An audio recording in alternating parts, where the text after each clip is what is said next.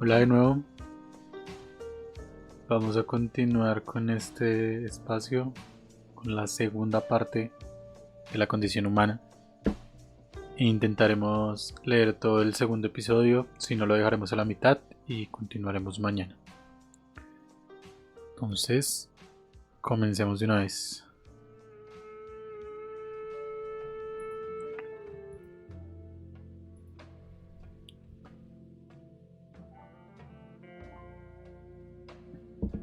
Capítulo 2: la esfera pública y la privada. El hombre, animal social o político. La vida activa, vida humana, hasta donde se halla activamente comprometida en hacer algo, está siempre enraizada en un mundo de hombres y de cosas realizadas por estos, que nunca deja ni trasciende por completo. Cosas y hombres forman el medio ambiente de cada una de las actividades humanas que serían inútiles sin esa situación. Sin embargo, este medio ambiente, el mundo en que hemos nacido, no existiría sin la actividad humana que lo produjo. Como en el caso de los objetivos fabricados que se ocupa de él, como en el caso de la tierra cultivada, que lo estableció mediante la organización, como en el caso del cuerpo político. Ninguna clase de vida humana, ni siquiera la del ermitaño, en la agreste naturaleza, resulta posible sin un mundo que, directa o indirectamente, testifica la presencia de otros seres humanos. Todas las actividades humanas están condicionadas por el hecho de que los hombres viven juntos. Si bien es solo la acción lo que no cabe ni siquiera imaginarse fuera de la sociedad de los hombres. La actividad de la labor no requiere la presencia de otros, aunque un ser laborando en completa soledad no sería un ser humano, sino un animal laborans, en el sentido más literal de la palabra. El hombre que trabajará, fabricará y construye un mundo habitado únicamente por él, seguirá siendo un fabricador, aunque no homo faber. Habría perdido su específica cualidad humana y más bien sería un dios. Ciertamente no el creador, pero sí un demiurgo divino tal como Platón lo describió en uno de sus mitos. Solo la acción es prerrogativa exclusiva del hombre. Ni una bestia ni un dios son capaces de ella, y solo ésta depende por entero de la constante presencia de los demás.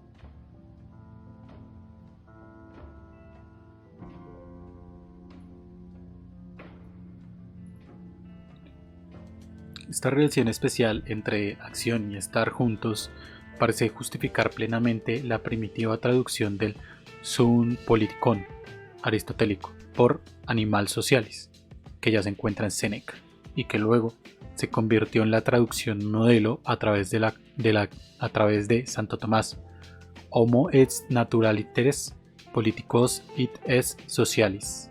El hombre es político por naturaleza, esto es, social.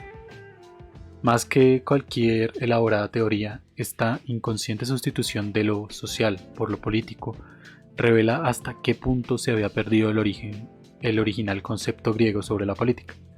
De ahí que resulte significativo, si bien no decisivo, que la palabra social sea de origen romano y que carezca de equivalencia en el lenguaje o pensamiento griego.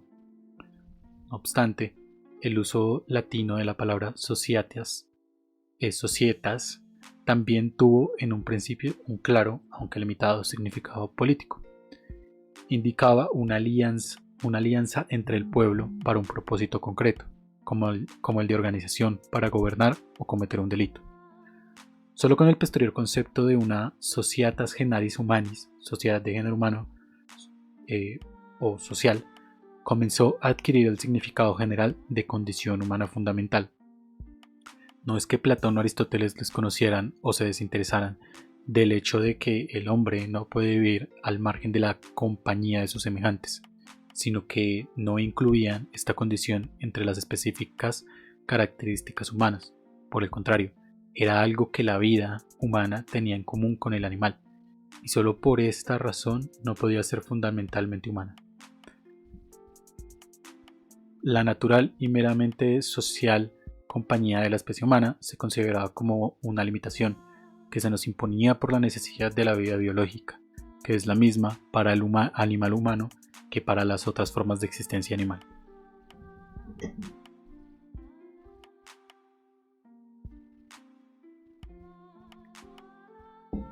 Según el pensamiento griego, la capacidad del hombre para la organización política no es solo diferente, sino que se halla en directa oposición a la asociación natural, cuyo centro es el hogar, o IKEA, y la familia. El nacimiento de la ciudad-estado significó que el hombre recibía, además de su vida privada, una especie de segunda vida, su bios politicos. Ahora, todo ciudadano pertenece a dos órdenes de existencia, y hay una tajante distinción entre lo que es suyo, idión, y lo que es comunal, koinon. No es mera opinión o teoría de Aristóteles, sino simple hecho histórico, que la fundación de la polis fue precedida por la destrucción de todas las unidades organizadas que se basaban en el parentesco, tales como la patria y la file. De todas las actividades necesarias y presentes en la comunidad humana, solo dos se consideraban políticas y aptas para constituir lo que Aristóteles llamó bios políticos, es decir, la acción praxis y el discurso lexis.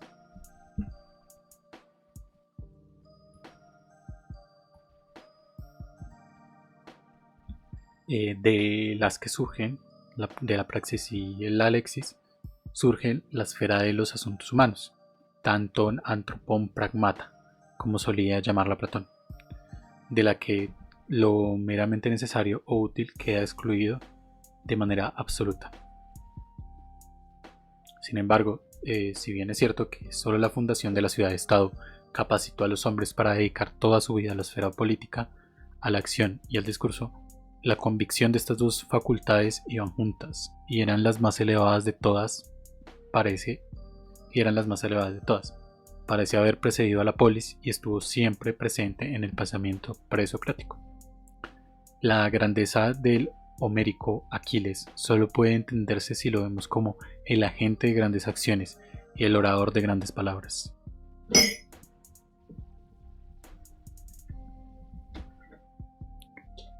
A diferencia del concepto moderno, tales palabras no se consideraban grandes porque expresaran elevados pensamientos. Por el contrario, como sabemos por las últimas líneas de Antígona, puede que la aptitud hacia las grandes palabras megoloi logoi, con las que replicara los golpes, enseña finalmente a pensar en la vejez. El pensamiento era secundario al discurso, pero discurso y acción se consideraban coexistentes e iguales. Esto es algo interesante.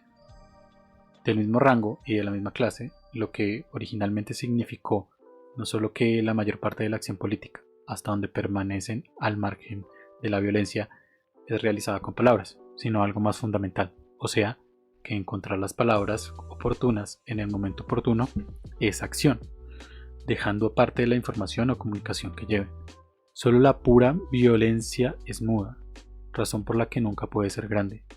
Incluso cuando, relativamente tarde en la antigüedad, las artes de la guerra y la retórica emergieron como los dos principales temas políticos de educación.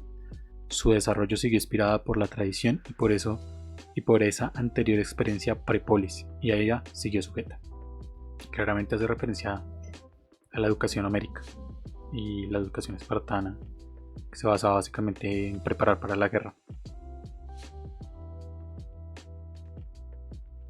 Y como esto cambió con la polis que propusieron los filósofos.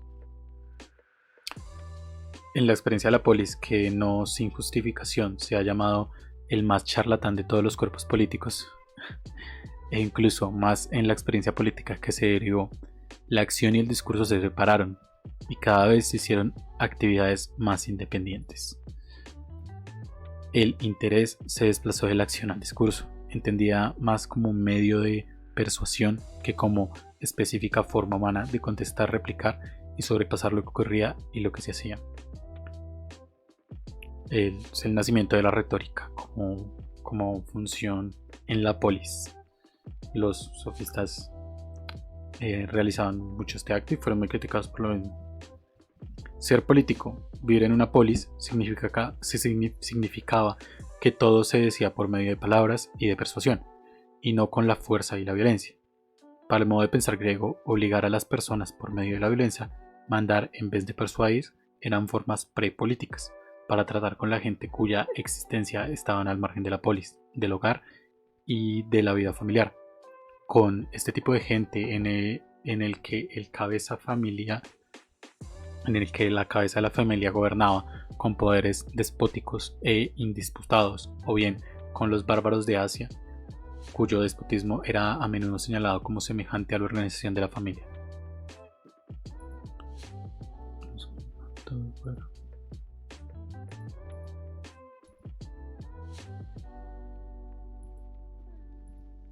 Muy bien.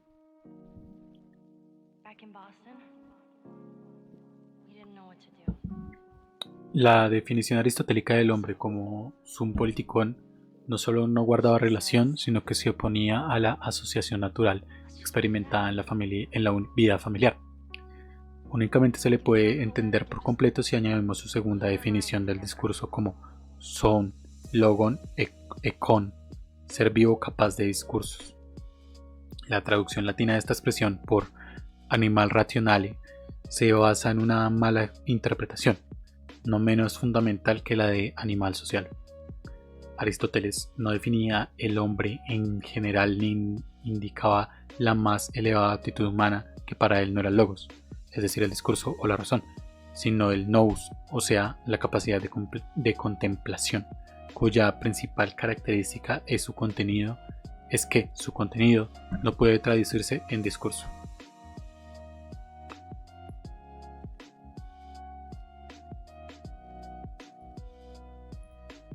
En sus dos definiciones más famosas, Aristóteles únicamente formuló la opinión corriente de la polis sobre el hombre y la forma de vida política, y según esta opinión, todo el que estaba fuera de la polis, esclavos y bárbaros, era aneulogou, desprovisto, claro está, no de facultades de discurso, sino de una forma de vida en la que el discurso, y solo este, tenía sentido, y donde las preocupaciones primarias de la ciudad era hablar entre ellos.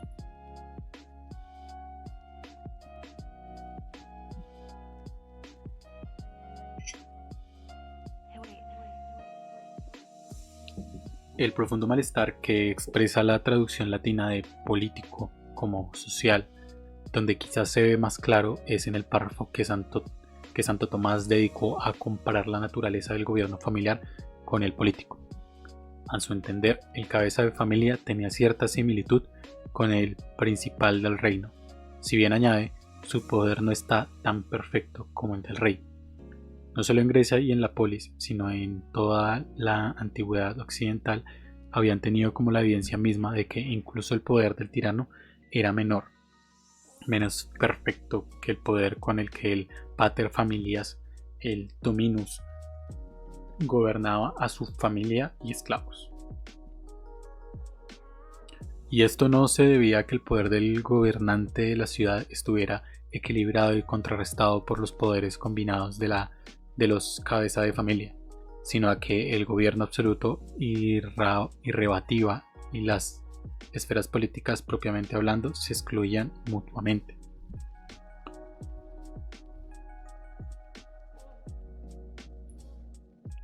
Quinta parte.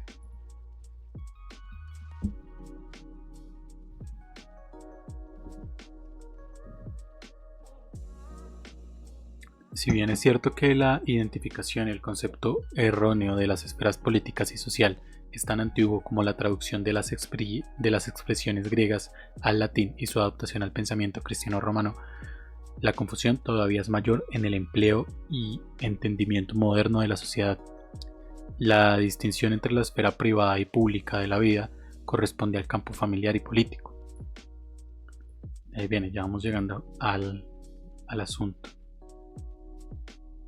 La distinción entre la esfera privada y pública de la vida corresponde al campo familiar y político, respectivamente, claro está, que han existido como entidades diferenciadas y separadas, al menos desde el surgimiento de la antigua ciudad-estado. La aparición de la esfera social, que rigurosamente hablando no es pública ni privada, Es un fenómeno relativamente nuevo cuyo origen coincidió con la llegada de la Edad Moderna, cuya forma política la encontró en la nación-estado.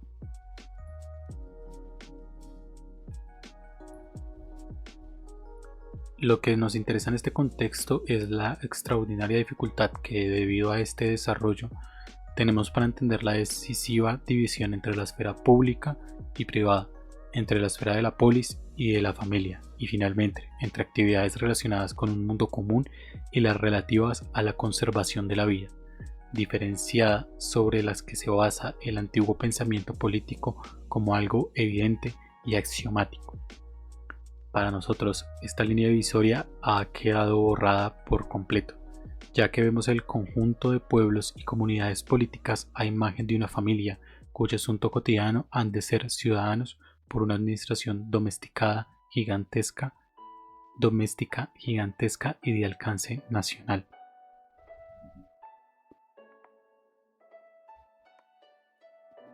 El pensamiento científico que corresponde a este desarrollo ya no es ciencia política, sino economía nacional o economía social, todo lo cual indica una especie de administración doméstica colectiva. El conjunto de familias económicamente organizadas en el facsímil de una familia superhumana es lo que llamamos sociedad, y su forma política de organización se calificó con el nombre de nación. Esta parte es muy clara con lo que intenta llegar. Como la sociedad en últimas y la organización de nación calcó el modelo de la familia. Por lo tanto, nos resulta difícil comprender que, según el pensamiento antiguo sobre estas materias, la expresión economía política habría sido una contradicción de términos. Cualquier cosa que fuera económico en relación a la vida del individuo y a la supervivencia de la especie era no político. Se trataba por definición de un asunto familiar. Claro, parece que en la antigüedad, según Hannah, la diferencia era más marcada. Cómo se manejaba la familia, la economía, como economía en la familia y no tanto como sociedad, como lo entendemos hoy en día, porque ya se han desdibujado un poco estas dos ramas. Históricamente, es muy probable que el nacimiento de la ciudad-estado y de la esfera pública ocurriera a expensas de la esfera privada familiar. Sin embargo, la antigua santidad del hogar, aunque mucho menos pronunciada en la Grecia antigua que en la vieja Roma, nunca llegó a perderse por completo.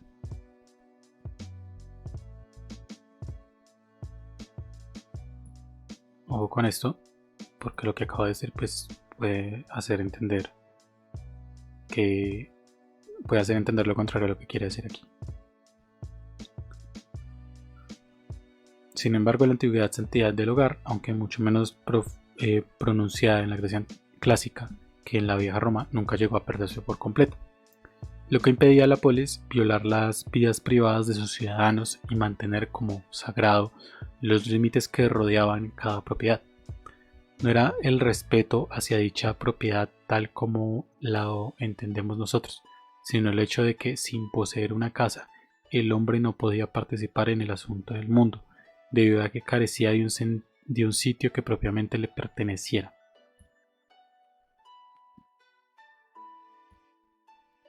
Incluso Platón, cuyos esquemas políticos preveían la abolición de la propiedad privada y una extensión de las esferas públicas hasta el punto de aniquilar por completo a la primera, todavía habla con gran respeto de Zeus Cerqueios, protector de las líneas fronterizas y calificado de oroi, divinas a las fronteras entre Estado, sin ver contradicción alguna.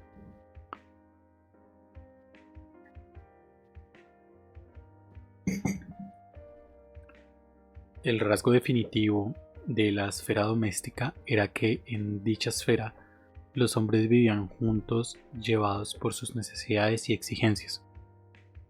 Esta esfera que lo unía era la propia vida. Los penates, dioses domésticos, eran, según Plutarco, los dioses que nos hacen vivir y alimentan nuestro cuerpo, que para su mantenimiento individual y supervivencia de la especie necesitaba de la compañía de los demás. Resultaba evidente que el mantenimiento individual fuera tarea del hombre, así como propia de la mujer, la supervivencia de la especie. Y ambas funciones naturales, la labor del varón en proporcionar alimentación y la de la hembra en dar a luz, estaban sometidas al mismo apremio de la vida.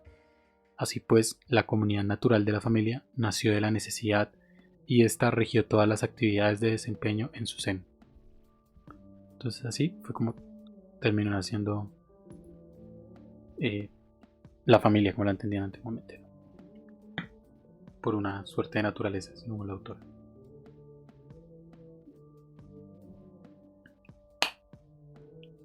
Y aquí ya va a hablar de la otra esfera. La esfera de la polis, por el contrario, era la de la libertad y exigía una relación entre dos esferas, ya que resultaba lógico que el dominio de las necesidades vitales en la familia fuera la condición para la libertad de la polis. Bajo ninguna circunstancia podría ser la política solo un medio destinado a proteger a la sociedad. Se tratará de lo del fiel, como en la Edad Media, o la de las propiedades, como en Locke, o de una sociedad inexorablemente comprometida en un proceso adquisitivo, como en Hobbes, o de una de producción, como en Marx, o de empleados, como en la nuestra, o de trabajadores, como en los países socialistas y comunistas. En todos estos casos, la libertad, en ciertos casos la llamada libertad de la sociedad, es lo que exige y justifica la restricción de la autoridad política. La libertad está localizada en la esfera de lo social y la fuerza o violencia pasa a ser el monopolio del gobierno. Claro, bueno, sonó muy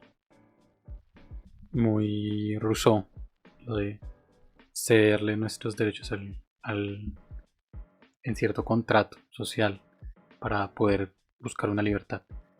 Pero creo que tiene razón en este párrafo. En últimas creo que todos la buscan. La libertad por diferentes medios, digas en los que se digan.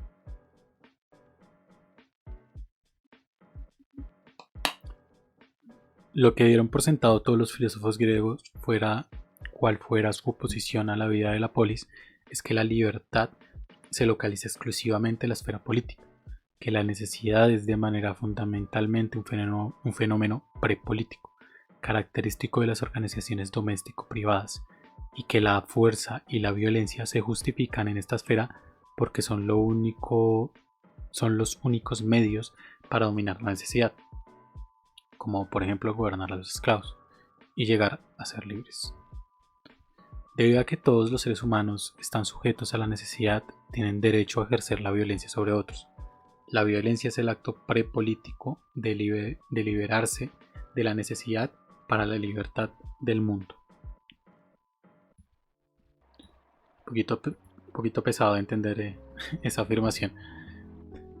Dicha libertad es la condición esencial de que los griegos llamaban felicidad eudaimonia, que era un estado objetivo que dependía sobre todo de la riqueza y de la salud.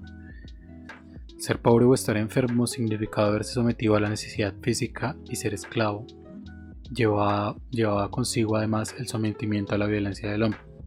Este doble infortunio de la esclavitud es por completo independiente del subjetivo bienestar del esclavo.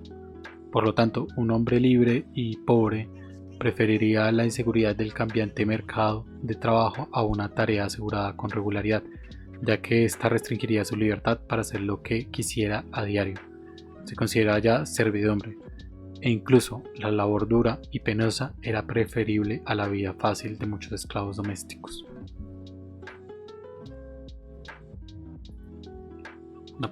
No obstante, la fuerza prepolítica con la que el cabeza de familia regía a parientes esclavos considerada necesaria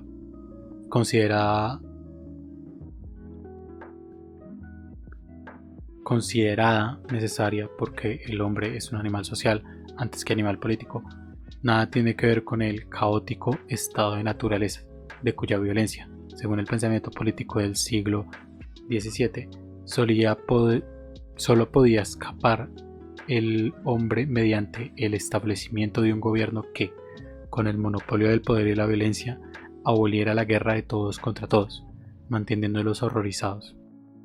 Por el contrario, el concepto de gobernar y ser gobernado, de gobierno y poder en el sentido en el que lo entendamos, así como el regulado orden que lo acompaña, se tenía por prepolítico y propio de la esfera privada más que de la pública.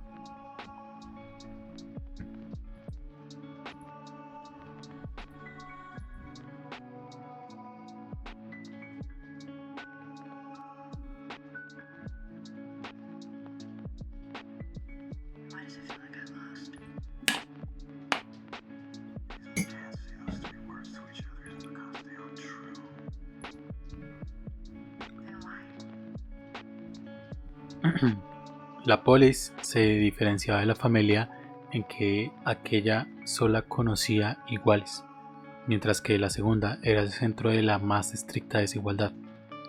Ser libre significaba no estar sometido a las necesidades de la vida ni bajo el mando de alguien y no mandar sobre nadie, es decir, ni gobernar ni ser gobernado. Así pues, dentro de la esfera doméstica la libertad no existía, ya que al cabeza de familia solo se le consideraba libre en cuanto que tenía la facultad de abandonar el hogar y entrar en la esfera política, donde todos eran iguales.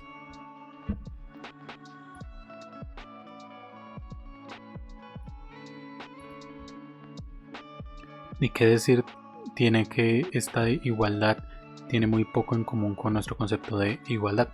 Significaba vivir y tratar solo entre pares, lo que presuponía la existencia de desiguales, que naturalmente siempre constituían la mayoría de la población de una ciudad-estado.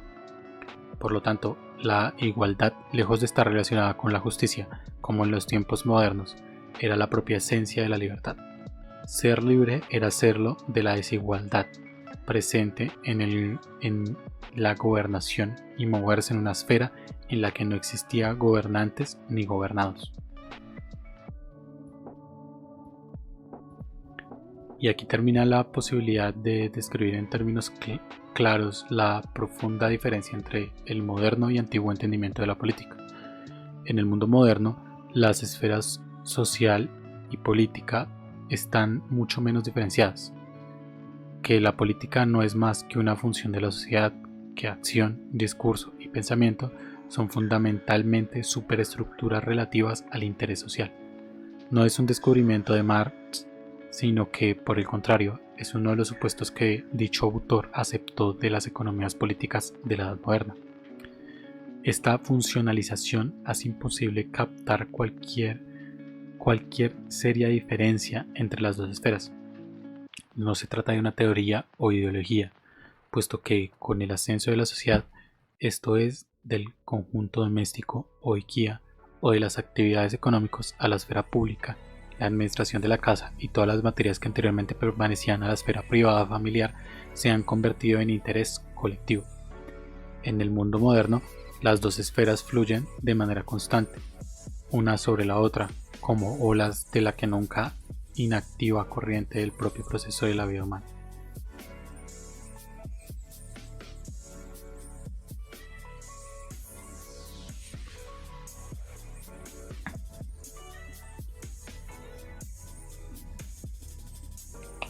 La diferencia de la zanja que los antiguos tenían que saltar para superar la estrecha esfera doméstica y adentrarse en la política es esencialmente un fenómeno moderno. Tal separación entre lo público y lo privado aún existía de algún modo en la Edad Media, si bien había perdido gran parte de su significado y cambiado por completo su emplazamiento. Se ha señalado con exactitud que, tras la caída del Imperio Romano, la Iglesia Católica ofreció a los hombres un sustituto a la ciudadanía que anteriormente había sido la prerrogativa del gobierno municipal. La tensión medieval entre la oscuridad de la vida cotidiana y el grandioso esplendor que separaba todo lo sagrado con el concomitante ascenso de lo secular a lo religioso corresponde en muchos aspectos al ascenso de lo privado y a lo público en la antigüedad. Claro está que la diferencia es muy acusada, ya que por muy mundana que llegara a ser la iglesia, en esencia siempre era otro interés mundano el que mantenía unidas a las comunidades de creyentes. Mientras que cabe identificar con cierta dificultad lo público y lo religioso. La esfera secular bajo el feudalismo fue por entero lo que había sido en la antigüedad la esfera privada. Su característica fue la absorción por la esfera doméstica de todas las actividades y por lo tanto la ausencia de una esfera pública. Propio de este crecimiento de la esfera privada e inicialmente de la diferencia entre el antiguo jefe de familia y el señor feudal es que éste podía administrar justicia en su territorio, mientras que el primero, si bien tenía el derecho de aplicar unas normativas más duras o más suaves, no conocía leyes ni justicia al margen de la esfera pública. El copo de todas las actividades humanas por la esfera privada y el modelado de todas las relaciones de los hombres bajo el patrón doméstico alcanzó a las organizaciones profesionales en las propias ciudades, a los gremios, con confreires y compañeros e incluso a las primeras compañías mercantiles donde la original ensambladura familiar parecía quedar señalada con la misma palabra, compañía, companies, y con frases tales como los hombres que comen un mismo pan, hombres que tienen un mismo pan y un mismo vino. El concepto medieval del bien común, lejos de señalar la existencia de una esfera política, solo reconoce que los individuos particulares tienen intereses en común, tanto materiales como espirituales, y que solo pueden conservar su intimidad y atender a su propio negocio si uno de ellos toma sobre sí la tarea de cuidar este interés común.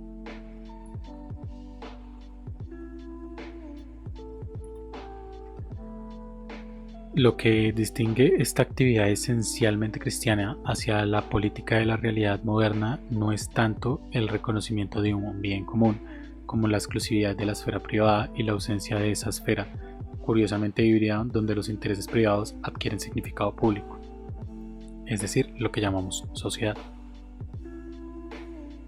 No es pues sorprendente que el pensamiento político medieval, exclusivamente interesado en la esfera secular, siguiera desconociendo la separación existente entre la cobijada vida doméstica y la despedida exposición de la polis, y en consecuencia la virtud del valor como una de las más elementales actitudes políticas. Lo que continúa siendo sorprendente es que el único teórico político postclásico que, en su extraordinario esfuerzo por restaurar la vieja dignidad de la política, captó dicha separación y comprendió algo del valor necesario para salvar esta distancia fue Maquiavelo, quien lo descubrió en el ascenso del condottiero desde su humilde condición al elevado rango, de la esfera privada a la principesca, es decir, de las circunstancias comunes a todos los hombres a la resplandeciente gloria de las grandes acciones.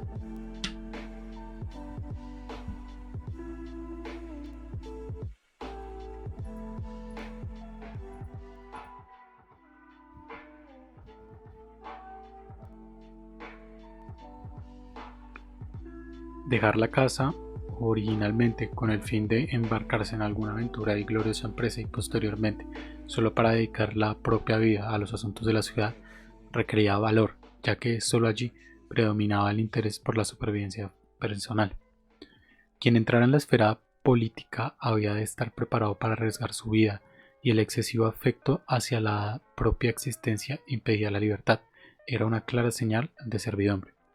Por lo tanto, el valor se convirtió en la virtud política por excelencia, y solo esos hombres que lo poseían eran admitidos en una asociación que era política en contenido y propósito, y de ahí que superara la simple unión impuesta a todos, esclavos, bárbaros y griegos por igual, por los apremiados de la vida.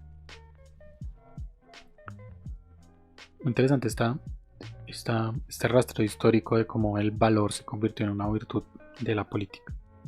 La verdad está bastante curioso.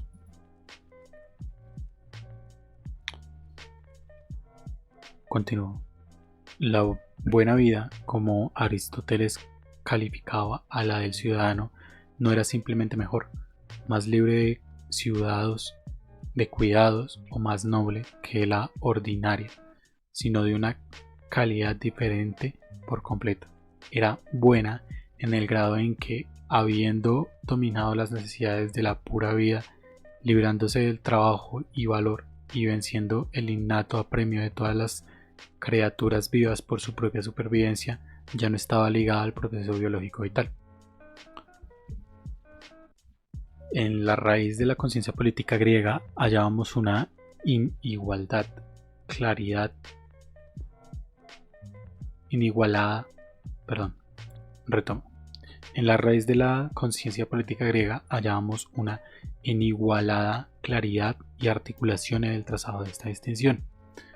Ninguna actividad que solo sirviera al propósito de ganarse la vida, de mantener el proceso vital, tenía entrada en la esfera política, a pesar del grave riesgo de abandonar el comercio y la fabricación a la laboriosidad del esclavo y extranjero, con la que Atenas se convirtió en el pensionópolis de un proletariado de consumidores, vividamente descrito por Max Weber. El verdadero carácter de la polis se manifiesta por entero en la filosofía política de Platón y Aristóteles, aunque la línea fronteriza entre familia y polis queda a veces borrada, en especial en Platón, quien probablemente siguiendo a Sócrates comenzó a sacar su ejemplo e ilustraciones de la polis mediante las expresiones cotidianas de la vida privada, y también en Aristóteles cuando, tras Platón, da por sentado inicialmente que al menos el origen histórico de la polis ha de estar relacionado con la necesidad de la vida y que solo su contenido o inherente objetivo, telos, hace que éste trascienda a buena vida.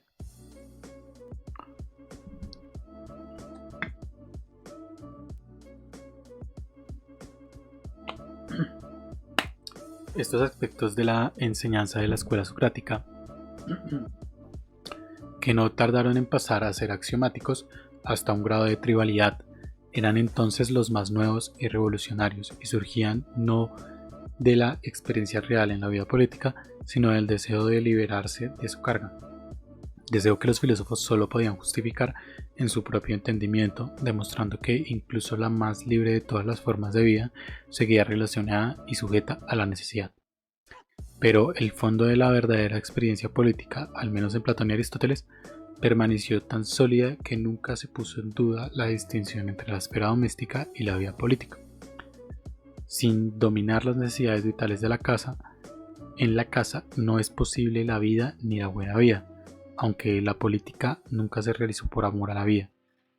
En cuanto miembros de la polis, la vida doméstica existe en beneficio de la gran vida de la polis.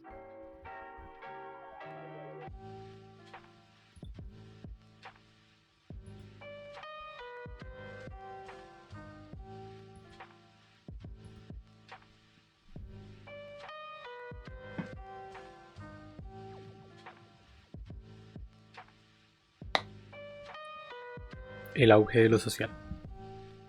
La emergencia de la sociedad, el auge de la administración doméstica, sus actividades, problemas y planes organizativos desde el oscuro interior del hogar a la luz de la esfera pública, no solo borró la antigua línea fronteriza entre lo privado y lo político, sino que también cambió casi más allá de lo reconocible el significado de las dos palabras y su significación para la vida del individuo y del ciudadano.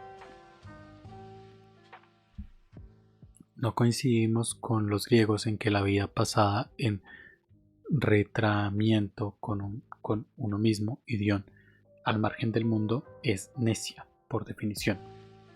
Ni con los romanos, para quienes dicho retraimiento solo era un refugio temporal de su actividad en la res pública. En la actualidad llamamos privada a una esfera de intimidad cuyo comienzo puede rastrearse en los últimos romanos, apenas en algún periodo de la antigüedad griega, y cuya peculiar multiplicidad y variedad era desconocida en cualquier periodo anterior a la Edad Media. No se trata simplemente de cambiar el acento. En el sentimiento antiguo, el rasgo privativo de lo privado indicaba en el propio mundo. Era muy importante. Retomo. En el sentimiento antiguo, el rasgo privativo de lo privado indicado en el propio mundo era muy importante. Literalmente significaba el estado de hallarse desprovisto de algo, incluso de lo más elevadas y humanas capacidades. Un hombre que solo viviera su vida privada, a quien, al igual que al esclavo, no se le permitiera entrar en la esfera pública, o que, a semejanza del bárbaro, no hubiera escogido establecer tal esfera, no era plenamente humano. Hemos dejado de pensar primordialmente en privación cuando usamos la palabra privado, y esto se debe parcialmente al enorme enriquecimiento de la esfera privada a través del individualismo moderno. Sin embargo, parece incluso más importante señalar que el sentido moderno de lo privado está al menos tan agudamente opuesto a la esfera social, desconocida por los antiguos que consideraban su contenido como materia privada, como a la política, propiamente hablando. El hecho histórico decisivo es que lo privado moderno, en su más apropiada función, la de proteger lo íntimo, se descubrió como lo opuesto no a la esfera política, sino a la social, con la que, sin embargo, se halla más próxima y auténticamente relacionada.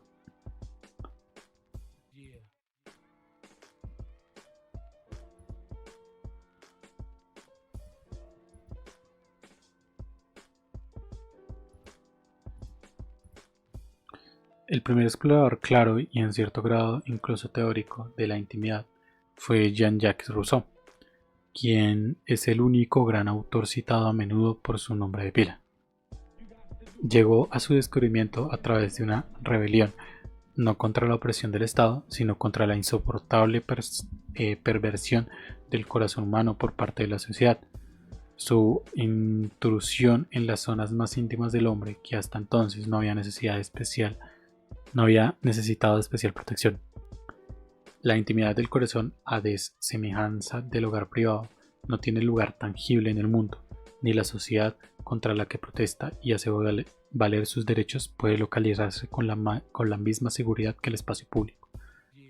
Para Rousseau, lo íntimo y lo social eran más bien modos subjetivos de la existencia humana, y en su caso era como si Jean-Jacques se rebelara contra un hombre llamado Rousseau. El individuo moderno y sus interminables conflictos, su habilidad para encontrarse en la sociedad como en su propia casa, o para vivir por completo al margen de los demás, su carácter siempre cambiante y el radical subjetivismo de su vida emotiva, nacieron de esta rebelión del corazón. Paso con la música. Okay. La autenticidad del descubrimiento de Rousseau está fuera de duda, por dudosa que sea la autenticidad del individuo que fue Rousseau. El asombro florecimiento de la poesía y de la música desde la mitad del siglo XVIII hasta casi el último tercio del siglo XIX, acompañada por el auge de la novela, única forma de arte por completo social, coincidiendo con una no menos sorprendente decadencia de todas las artes públicas, en especial la arquitectura, constituye suficiente testimonio para expresar la estrecha relación que existe entre lo social y lo íntimo.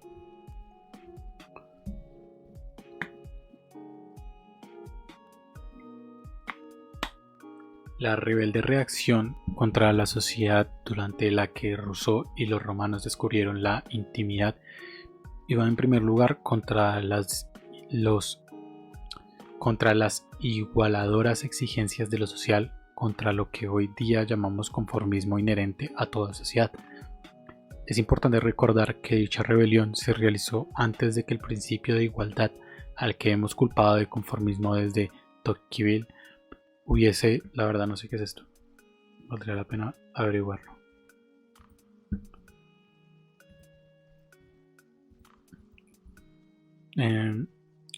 Que hemos culpado de conformismo desde Tocqueville hubiera tenido tiempo de hacerse sentir en la esfera social o política. A este respecto, no es de gran importancia que una nación esté formada por iguales o desiguales, ya que la sociedad siempre exige que sus miembros actúen como si lo fueran de una enorme familia con una sola opinión e interés. Antes de la moderna desintegración de la familia, este interés y opinión comunes estaban representados por el cabeza de la familia, que gobernaba de acuerdo con dicho interés e impartía la posible desunión entre sus miembros. La asombrosa coincidencia del auge de la sociedad con la decadencia de la familia indica claramente que lo que verdaderamente ocurrió fue la absorción de la unión familiar en los correspondientes grupos sociales. La igualdad, la igualdad de los miembros de este grupo, lejos de ser una igualdad entre pares, a nada se parece tanto como a la igualdad de los familiares antes del despótico poder del cabeza de familia, excepto que en la sociedad donde la fuerza natural del interés común y la unanimidad opinión está tremendamente vigorizada por el puro número, el gobierno verdaderamente ejercido por un hombre que representa el interés común y la recta opinión podía llegar a ser innecesario. Perdón por esa traba.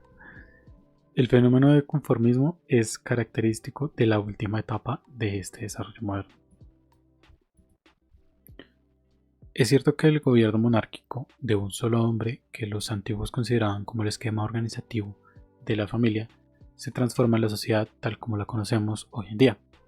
Cuando la cima del orden social ya no está formada por una absoluta gobernante de la familia real en una especie de gobierno a nadie, pero este nadie, el supuesto interés común de la sociedad es como un todo en economía, así como la supuesta opinión única de la sociedad refinada en el salón, no deja de gobernar por el hecho de haber perdido su personalidad. Como sabemos, por la más social forma de gobierno, esto es, por la burocracia, última etapa de gobierno en la nación-estado, cuya primera fue el benevolente despotismo y absolutismo de un solo hombre. El gobierno de nadie no es necesariamente no gobierno. Bajo ciertas circunstancias, incluso pueden resultar una de sus versiones más crueles y tiránicas. Es decisivo que la sociedad, en todos sus niveles, excluya la posibilidad de acción, como anteriormente lo fue de la esfera familiar. En su lugar, la sociedad espera de cada uno de sus miembros una cierta clase de conducta, mediante la imposibilización de innumerables y variadas normas, todas las cuales tienden a normalizar a sus miembros, a hacerlos actuar, a excluir la acción espontánea o el logro sobresaliente. En Rousseau encontramos estas exigencias en los salones de la alta sociedad, cuyas convenciones siempre identifican al individuo con su posición en el marco social, lo que interesa en esta ecuación con el estado social y carece de importancia si se trata de verdaderamente rango en la sociedad medio feudal del siglo XVIII, título en la sociedad clasista del siglo XIX o mera función en la sociedad de masas en la actualidad.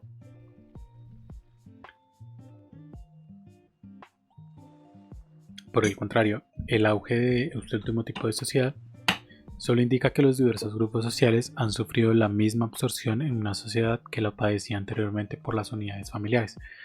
Con el ascenso de la sociedad de masas, la esfera de lo social, tras varios siglos de desarrollo, ha alcanzado finalmente el punto desde el que abarca y controla a todos los miembros de una sociedad determinada igualmente y con idéntica fuerza. Interesante frase.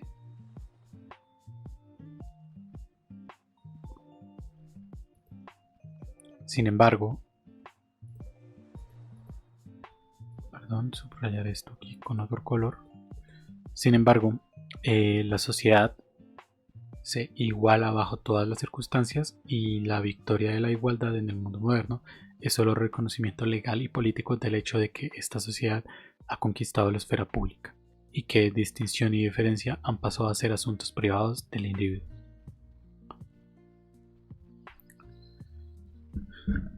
Esta igualdad moderna, basada en el conformismo inherente a la sociedad y únicamente posible porque la conducta ha reemplazado la acción como la principal forma de relación humana, es en todos aspectos diferentes a la igualdad de la antigüedad y en especial a la de la ciudad-estado griega. Pertenecer a los pocos iguales, homoio, significaba la autorización de vivir entre pares, pero la esfera pública, la polis, estaba calada de un espíritu agonal, donde todo individuo tenía que distinguirse constantemente de los demás, demostrar con acciones únicas o logros que era el mejor. Dicho con otras palabras, la esfera estaba reservada a la individualidad. Se trataba del único lugar donde los hombres podían mostrar real e invariablemente quiénes eran.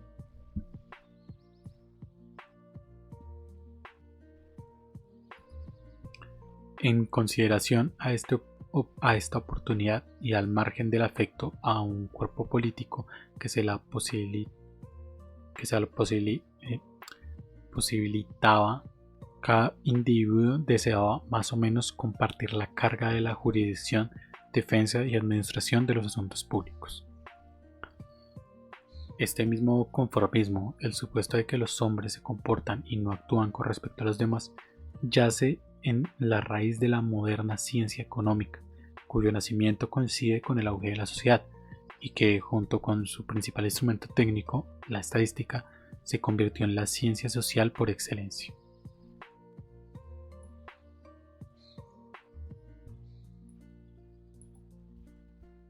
La economía, hasta la edad moderna, hace parte no demasiado importante de la ética y de la política, y basada en el supuesto de que los hombres actúan con respecto a sus actividades económicas, como lo hacen en cualquier otro aspecto, solo pudo adquirir carácter científico cuando los hombres se convirtieron en seres sociales y unánimemente siguieron cierto modelo de conducta, de tal modo que quienes no observaban las normas podían ser consideradas como asociales o anormales.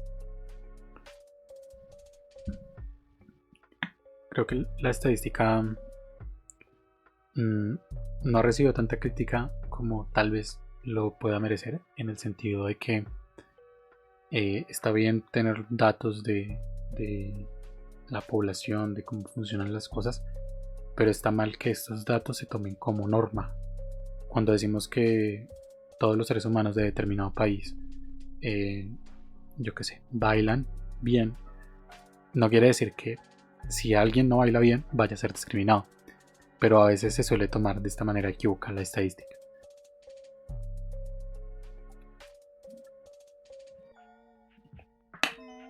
Y era justamente lo que dice Hannah Arendt, los modelos, que no se tome como modelo de conducta, como modelo, sencillamente es un estudio, creo yo. Las leyes de la estadística solo son veloces cuando se trata de grandes números o de largos periodos, y los actos o acontecimientos solo pueden aparecer estadísticamente como desviaciones o fluctuaciones. La justificación de la estadística radica en que proezas y acontecimientos son raros en la vida cotidiana y en la historia. No obstante, el pleno significado de las relaciones diarias no se revela en la vida cotidiana, sino en hechos no corrientes, de la misma manera que el significado de un periodo histórico solo se muestra en los escasos acontecimientos que lo iluminan. La aplicación de la ley de grandes números y largos periodos a la política o a la historia significa nada menos que la voluntariosa destrucción de su propia materia, y es empresa desesperada buscar significado en la política o en la historia, cuando todo lo que no es comportamiento cotidiano o tendencias automáticas se han excluido como falta de importancia. Sin embargo, puesto que las leyes de la estadística son perfectamente válidas cuando tratamos con grandes números, resulta evidente que todo incremento en la población significa una incrementada validez y una marcada disminución de error. Políticamente, quiere decir que cuando mayor sea la población en un determinado cuerpo político, mayor posibilidad tendrá lo social sobre lo político de construir la esfera pública. Los griegos, cuya ciudad-estado era el cuerpo político más individualista y menos acorde de los conocidos por nosotros, sabían muy bien que la polis, con su énfasis en la acción y en el discurso, solo podían sobrevivir si el número de ciudadanos permanecía restringido. Ahí, de hecho, Platón creo que inclusive llega a dar números exactos de la cantidad de población que debería estar en una ciudad-estado. Creo que Platón diría que el gobierno está muy mal, entre muchas otras cosas, por la cantidad de población que está intentando manejar. El gobierno actual, me refiero, de cualquier país. Un gran número de personas apiñadas desarrolla una inclinación casi irresistible hacia el despotismo, o sea, el de una persona o de una mayoría, y si bien la estadística, es decir, el tratamiento matemático de la realidad, era desconocida antes de la Edad Moderna, los fenómenos modernos que hicieron posible tal tratamiento, grandes números, explicaciones del conformismo y automatismo en los asuntos humanos, fueron precisamente estos rasgos que, a juicio de los griegos, diferenciaban la civilización persa de la suya propia. La infortunada verdad sobre el behaviorismo y la validez de sus leyes es que cuando más gente hay, más probablemente actúan y menos probablemente toleran la no actuación. De manera estadística, esto queda demostrado en la igualdad de la fluctuación. En realidad, las hazañas cada vez tendrían menos oportunidades de remontar la marea del comportamiento y los acontecimientos perderán cada vez más su significado, es decir, su capacidad para iluminar el tiempo histórico. Y recordemos que esto lo escribió Hannah Arendt en pleno siglo XX, cuando no había tanta gente como lo hay hoy en día. La uniformidad estadística no es en modo alguno un ideal científico inofensivo, sino el llano secreto ideal político de una sociedad que, sumergida por entero en la rutina de vivir cotidiano, se halla en paz con la perspectiva científica inherente a su propia existencia. La conducta uniforme que se presta a las determinaciones estadísticas y por lo tanto a la predicción científicamente correcta apenas puede explicarse por la hipótesis liberal de una natural armonía de interés, fundamento de la economía clásica. No fue Karl Marx sino los propios economistas liberales quienes tuvieron que introducir la ficción comunista, es decir, dar por sentado que existe un interés común de la sociedad como un todo que con una mano invisible guía las conductas de los hombres y armoniza sus interiores conflictivos. La diferencia entre Marx y sus precursores radica solamente en que él tomó la realidad del conflicto, tal como se presentaba en la sociedad de su tiempo, tan seriamente como la ficción hipotética de la armonía. Estaba en lo cierto al concluir que la socialización del hombre produciría automáticamente una armonía de todos los intereses, y fue más valeroso que sus maestros liberales cuando propuso establecer en realidad la ficción comunista como fundamento de todas las teorías económicas.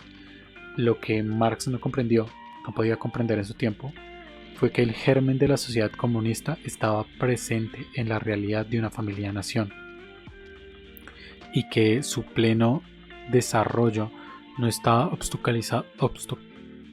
obstaculizado por ningún interés de clase como tal, sino solo por la ya caduca estructura monárquica de la nación-estado.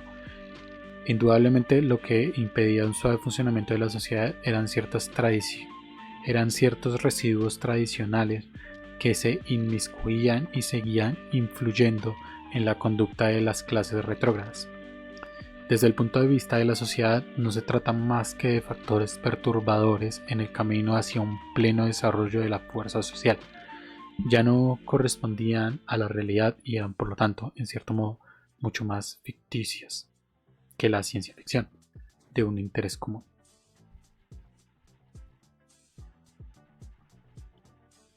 Veamos cómo por acá.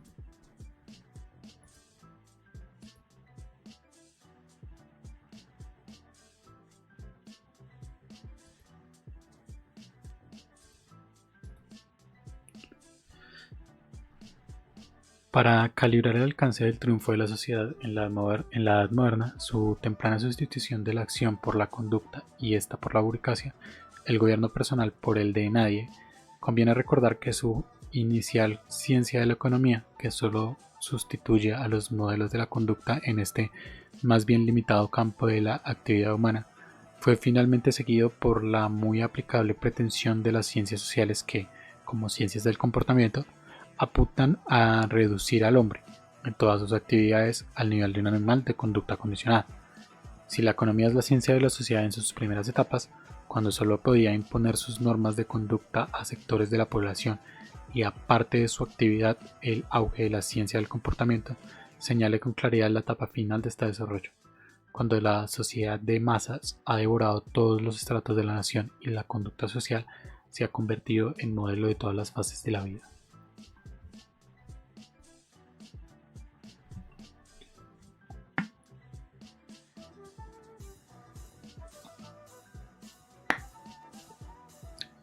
Desde el auge de la sociedad, desde la admisión de la familia y de las actividades propias de la organización doméstica a la esfera pública, una de las más notables características de la nueva esfera ha sido una irresistible tendencia a creer, a devorar la más antigua esfera de lo político y privado, así como de las más recientes establecidas de la intimidad. Este constante crecimiento, cuya no menos constante aceleración podemos observar desde hace 3 siglos al menos, adquiere su fuerza debido a que, a través de la sociedad, de una forma u otra, ha sido canalizada hacia la esfera pública el propio propósito de la vida. En la esfera privada de la familia era donde se cuidaban y garantizaban las necesidades de la vida, la supervivencia individual y la continuidad de la especie. Una de las características de los privados antes del descubrimiento de lo íntimo era que el hombre existía en esta esfera no como verdadero ser humano, sino únicamente como espécimen del animal de la especie humana. Esta era precisamente la razón básica del tremendo desprecio sentido en la antigüedad por el privado. El auge de la sociedad ha hecho cambiar la opinión sobre dichas esferas, pero apenas ha transformado su naturaleza. El carácter monolítico de todo tipo de sociedad, su conformismo y que solo tiene en cuenta su interés y una opinión, básicamente está enraizada en la unicidad de la especie humana, debido a que dicha unicidad no es fantasía ni siquiera simple hipótesis científica como la ficción comunista de la economía clásica. La sociedad de masas en la que el hombre con el social rige de manera suprema y donde en apariencia puede garantizar a escala mundial la supervivencia de la especie, es capaz al mismo tiempo de llevar a la humanidad a su extinción. Tal vez la indicación más clara de que la sociedad constituye la organización pública del propio proceso de la vida puede hallarse en el hecho de que en un tiempo relativamente corto, la nueva esfera social transformó todas las comunidades modernas en sociedades de trabajadores y empleados. En otras palabras, quedaron enseguida centradas en una actividad necesaria para mantener la vida. Para obtener una sociedad de trabajadores, está claro que no es necesario que cada uno de los miembros sea trabajador. Ni siquiera la emancipación de clases de trabajadores y el enorme poder potencial que le concede el gobierno de la mayoría son decisivos, sino que todos los miembros consideran lo que hacen fundamentalmente como medio de mantener su propia vida y la fe de su familia. La sociedad es la forma en que la mutua dependencia en beneficio de la vida y nada más adquiere público significado, donde las actividades relacionadas con la pura supervivencia se permiten aparecer en público.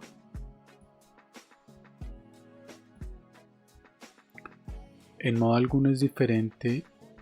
Bueno, voy a mirar una pequeña cosa por acá. A ver.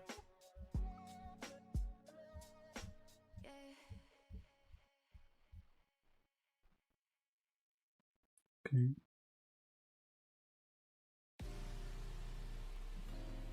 Bien. Vamos a terminar este pequeño apartado y mañana continuamos con la segunda parte del capítulo 2. En modo alguno es indiferente que se realice una actividad en público o en privado. Sin duda, el carácter de la esfera pública debe cambiar de acuerdo con la actividad admitidas en él, pero en gran medida la propia actividad cambia también su propia naturaleza. La actividad laboral, bajo todas las circunstancias relacionadas con el proceso de vida en su sentido más elemental y biológico, permaneció estacionaria durante miles de años, encerrado en la eterna repetición del proceso vital al que estaba atado. La admisión del trabajo en la esfera pública, lejos de eliminar su carácter de proceso, lo que cabría haber esperado si se recuerda que los cuerpos políticos siempre se habían planeado para la permanencia y que sus leyes siempre se han entendido como una limitación impuesta al movimiento, ha liberado por el contrario dicho proceso de su circular y monótona repetición, transformándolo rápidamente en un progresivo desarrollo cuyos resultados han modificado por completo y en pocos siglos todo el mundo habita. En el momento en que el trabajo quedó liberado de las restricciones impuestas por su destierro de la esfera privada, y esta emancipación no fue consecuencia de la emancipación de las clases trabajadoras, sino que le precedió. Fue como si el elemento de crecimiento inherente a toda vida orgánica hubiera superado y sobrecrecido los procesos de decadencia con los que la vida orgánica es contenida y equilibrada en la familia de la naturaleza. La esfera social, donde el proceso de vida ha establecido su propio dominio público, ha desatado un crecimiento no natural, por decirlo de alguna manera, y contra este constante crecimiento de la esfera social, no contra la sociedad, lo privado y lo íntimo por un lado y lo político, en el más reducido sentido de la palabra por el otro, se han mostrado incapaces de defenderse.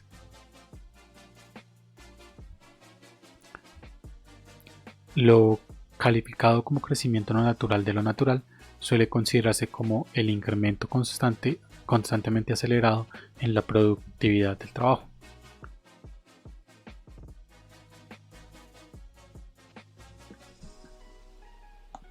El mayor factor singular de este constante incremento desde su comienzo ha sido la organización laboral visible en la llamada división del trabajo que precedió a la revolución industrial. Incluso la mercanización de los procesos laborales, segundo factor importantísimo, la productividad del trabajo, está basada en dicha organización, puesto que como propio principio organizativo deriva claramente de la esfera pública más que de la privada. La división del trabajo es precisamente lo que le sobreviene a la actividad laboral sometida a las condiciones de la esfera pública, lo que nunca le ha acaecido en la esfera privada familiar.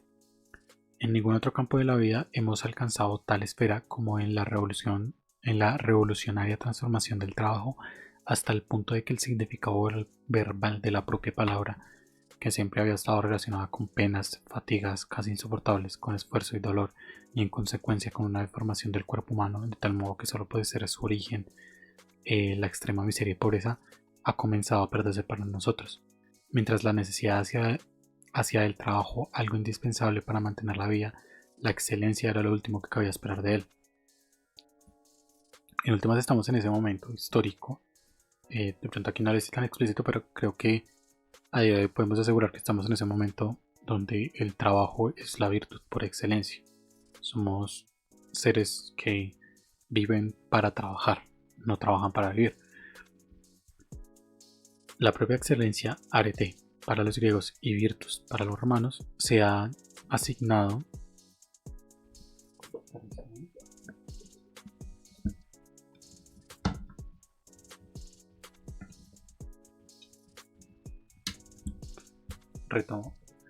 la propia excelencia, arete para los griegos y virtus para los romanos, se ha asignado desde siempre a la esfera pública, donde cabe sobresalir y distinguirse de los demás. Toda actividad desempeñada en público puede alcanzar una excelencia nunca iguala en privado, porque esta por definición requiere la presencia de otros, y dicha presencia exige la formabilidad del público, construido por los pares de uno y nunca la casual familiar presencia de los iguales o inferiores a uno. Ni siquiera la esfera social, aunque hizo anónima a la excelencia, acentuó el progreso de la humanidad en vez del logro de los hombres, y cambió hasta hacerlo irreconocible el contenido de la esfera pública, ha conseguido por completo aniquilar la relación entre actuación pública y excelencia. Mientras que hemos llegado a ser excelentes en la labor que desempeñamos en público, nuestra capacidad para la acción y el discurso han perdido gran parte de su anterior calidad, ya que el auge de la esfera social lo desterró a la esfera de lo íntimo y privado. Esta curiosa discrepancia no ha escapado a la atención pública, que a menudo la carga sobre un presunto tiempo de retraso entre nuestras capacidades técnicas y nuestro general desarrollo humanístico, o entre la ciencia ficción que modifican y controlan la naturaleza y las ciencias sociales que no saben cómo cambiar y controlar a la sociedad. Dejando aparte otras falencias de la argumentación, ya frecuentemente señaladas y que no es necesario repetir, esta crítica se refiere a un posible cambio de la psicología de los seres humanos, sus llamados modelos de conducta, y no a un cambio del mundo en que se mueven. Y esta interpretación psicológica para la que la ausencia o presencia de una esfera pública es tan inapropiada como cualquier tangible y menuda realidad, parece más bien dudosa, debido a que ninguna actividad puede pasar a ser excelente si el mundo no le proporcionó un espacio adecuado para su ejercicio. Ni la educación, ni la ingenuidad, ni el talento pueden reemplazar a los elementos constitutivos de la esfera pública, que la hacen lugar propicia para la excelencia. Muy bien.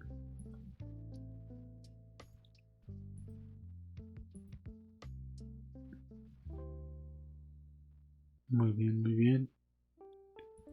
Mucho más largo de los que esperaba este capítulo de Hannah Arendt. Entonces lo diremos en dos partes.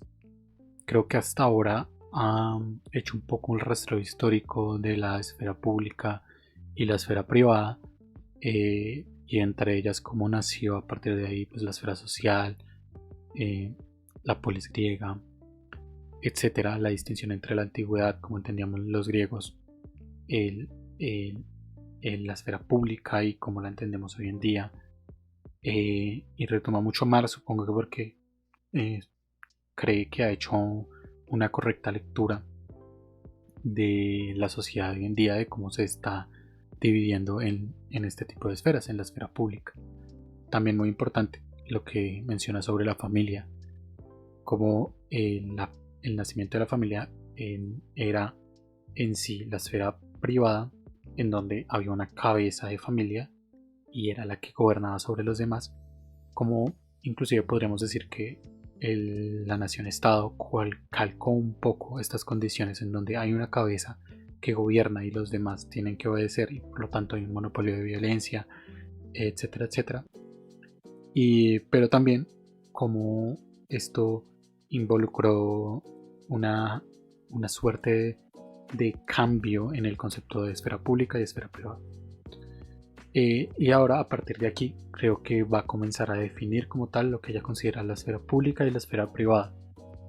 Entonces ya serán un poco más sus palabras, menos historia, menos interpretaciones de lo que pasó, y espero y creo que un poco más de lo que ella considera que es la esfera pública y la esfera privada. Entonces el siguiente capítulo va a estar muy interesante.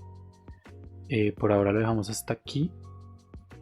Muchas gracias y adiós.